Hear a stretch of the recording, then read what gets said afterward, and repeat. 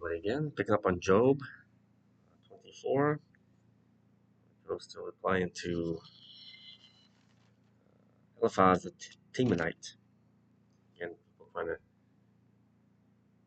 give their opinion what his problem is, what the reason for his problem is, his suffering, arguing about God. And he's trying to argue against what they're saying, give his reason for why he's suffering. And Job's not a bad person. Why exactly God sent the devil to attack him, destroy his life, make him so miserable? Only God knows that.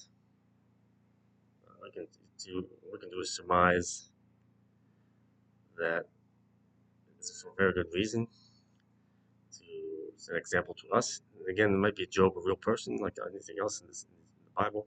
It could just be stories made up to make a point, to teach.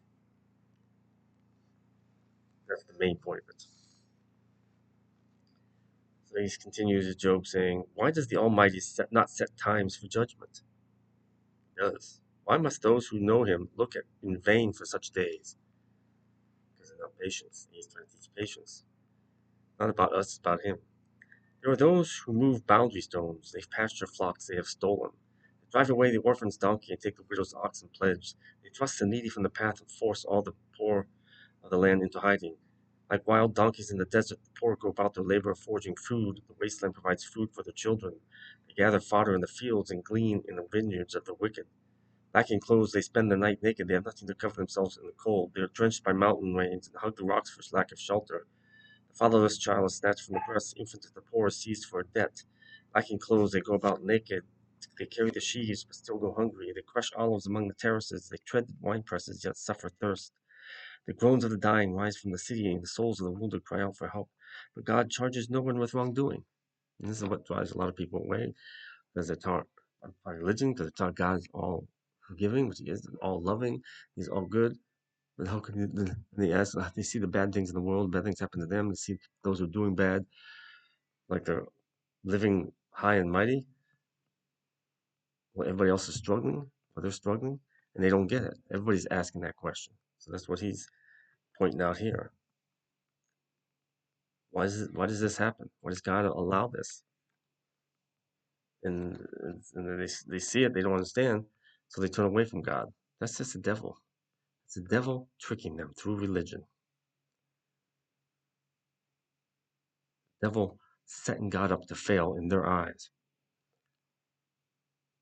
You have to talk to God every single day and ask for discernment of His word is truth, of His wisdom and knowledge, of His will, of Him, of what's Him, what's sent by Him, what's communicated by Him, and discernment of darkness so you can tell what are the lies, who is false. There are those who rebel against the light, who do not know its ways or stay in its paths. When daylight is gone, the murderer rises up, kills the poor and needy, and then the night steals forth like a thief.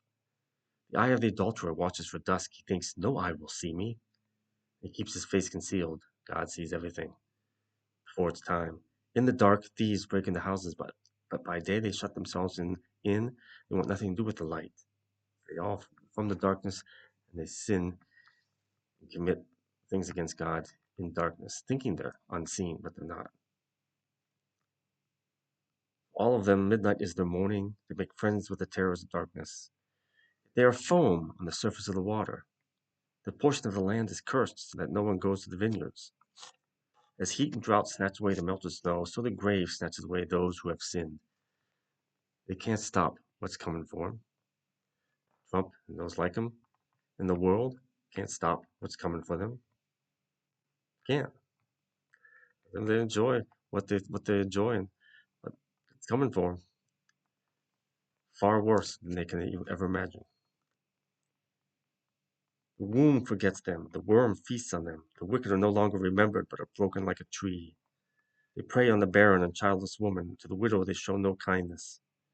But God drags away the mighty by his power. Though they become established, they have no assurance of life. He may let them rest in a feeling of security, but his eyes are on their ways. He sees everything they're doing. Don't worry. For a little while they are exalted, and then they are gone. They are brought low and gathered up like all others. They are cut off like heads of grain. If this is not so, who can prove me false and reduce my words to nothing? So he's challenging these other people now. So he's got Job's kind of like to think that God sent these people to contest with Job about God as a tool to teaching him. God used all his disposal, which is everything, to teach us, transform us. Then Bildad the Shuhite replied, Dominion and awe belong to God. He establishes order in the heights of heaven. Can his forces be numbered? No. On whom does his light not rise? How then can a mortal be righteous before God? How can one born of woman be pure? We're not born pure. We're born as pure as we can be once we enter this physical world, outside the mother. Once in the mother, as soon as we are conceived, our soul enters into the womb, it enters into sin and corruption of the world. It just grows on us from there. We're as pure as we can be at that instant, and then we're born into the world. If even the moon is not bright, and the stars are not pure in his eyes, how much less a mortal who is but a maggot, a human being who is only a worm? Far greater things in this universe than us. Then Job replied, How you have helped the powerless, how you have saved the arm that is feeble. What advice you have offered to one without wisdom. What great insight you have displayed. He's not questioning, he's exclaiming. Who has helped you utter these words? He's asking. And whose spirit spoke from your mouth? The dead are in deep anguish. He's asking Bildad this. The dead are in deep anguish, those beneath the waters and all that live in them. The realm of the dead is naked before God. Destruction lies uncovered. He spreads out the northern skies over empty space. He suspends the earth over nothing. He wraps up the waters in his clouds, yet the clouds do not burst under their weight.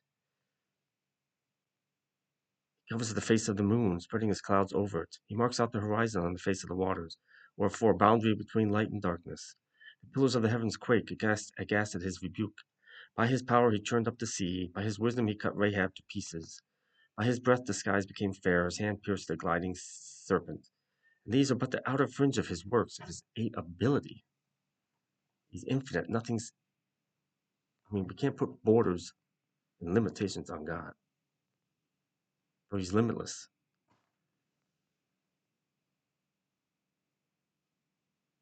So how faint the whisper we hear of him. Who then can understand the thunder of his power? Nobody. We can't conceive it. Our minds can't conceive it.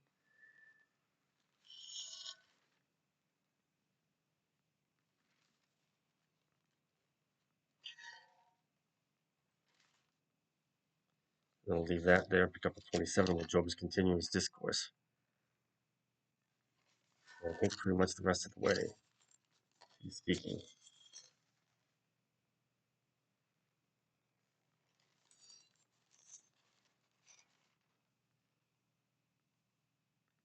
I think we'll continue. 27 and 28. Move on here since it's short. And Job continued his discourse. As surely as God lives, who has denied me justice? The Almighty who has made my life bitter. As long as I have life within me, the breath of God in my nostrils, my lips will not say anything wicked, my tongue will not utter lies. I will never admit you are in the right till I die. I will not deny my integrity. I will maintain my innocence and never let go of it. My conscience will not reproach me as long as I live. So he's might be a little self-righteous and proud. That's part of what God's trying to teach him. May my enemy be like the wicked, my adversary like the unjust. For what hope have the godless when they are cut off? Remember when first he's beaten down. Now he's starting to get stronger and grow, but show his knowledge and strength. You gotta be careful not to get overly righteous. Remember what Paul said. Do not be confident, not boastful. Be the strong faith.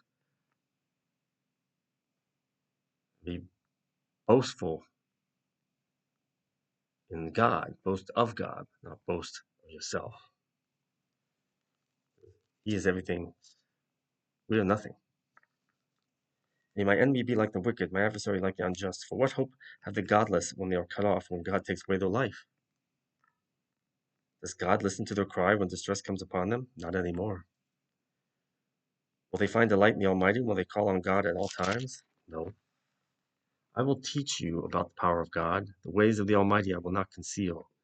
You have all seen this yourselves. Why then this meaningless talk? Here is the fate God allots to the wicked. The heritage a ruthless man receives from the Almighty. However many his children, the fate is the sword. His offspring will never have enough to eat. They're never satiated. The plague will bury those who survive him, and their widows will not weep for them. Think of Donald Trump and his family here. Though he heaps up silver like dust, and clothes like piles of clay, what he lays up the righteous will wear, and the innocent will divide his silver. The house he builds is like a moth's cocoon, like a hut made by a watchman. He lies down wealthy, but will do so no more. When he opens his eyes, all is gone. He opens his eyes after he leaves this world. Terrors overtake him like a flood. A tempest snatches him away in the night. That'll be the devil. East wind carries him off, and he is gone. It sweeps him out of his place. It hurls itself against him without mercy as he flees headlong from its power. It claps its hand in derision and hisses him out of his place. He's not going to like what's coming for him and those like him in the world. There is a mine, number 28. There is a mine for silver, the place where gold is refined. Iron is taken from the earth, and copper is smelted from ore. Mortals put an end to the darkness. They search out the farthest recesses for ore in the blackest darkness. Far from human dwellings, they cut a shaft in places untouched by human feet. Far from other people, they dangle and sway. Earth from which food comes is transformed below as by fire. Mankind is destroying the earth. Lapis lazuli comes from its rocks, and its dust contains nuggets of gold. No bird of prey knows that hidden path. No falcon's eye has seen it. Proud beasts do not set foot on it. No lion prowls there. People assault the flinty rock with their hands and lay bare the roots of the mountains. They tunnel through the rock. Their eyes see all its treasures. They search the sources of the rivers and bring hidden things to light. Always looking for things to get wealthier on. Where can wisdom be found? They're not searching for that. Where does understanding dwell? They're not searching for that. No mortal comprehends its worth. It's worth more than anything. It cannot be found in the land of the living. The deep says, it is not in me. The sea says, it is not with me. It cannot be bought with the finest gold, nor can its price be weighed out in silver. It cannot be bought with the gold of Ophir, with precious onyx or lapis lazuli. Neither gold nor crystal can compare with it, nor can it be had for jewels of gold. Coral and jasper are not worthy of mention. The price of wisdom is beyond rubies. Topaz of Cush cannot compare with it. It cannot be bought with pure gold. Where then does wisdom come from? Where does understanding dwell? It is hidden from the eyes of every living thing, concealed even from the birds in the sky. Destruction and death say, only a rumor of it has reached our ears. God understands the way to it. He alone knows where it dwells. For he views the ends of the earth and sees everything under the heavens. When he established the force of the wind and measured out the waters, when he made a decree for the rain and a path for the thunderstorm, then he looked at wisdom and appraised it. He confirmed it and tested it. And he said to the human race, the fear of the Lord, that is wisdom. To shun evil is understanding. Lord, praise Lord Jesus Christ. Pick up on Job 29 next time. We come to an ending. There's 34 in here. This is 37. Oh, we have a hidden Bible message on one page. Make sure I shut that one. This is Job 42. Okay. So we're about 2/3 through. So pick up at 29 next time. I hope understanding you see this transformation of Job that he's going through. Lord's using him as a teaching tool now. So read it like everything and see what you get from it. Read all the messages. Continue to read them. Read old ones, new ones. See how much you grew in your understanding of them. Always ask for discernment before you read any of the stuff that I post, anything in the Bible. Always ask for discernment. And he will give it to you. And believe when you get it that it is true. Peace of Christ. God bless. Stay safe.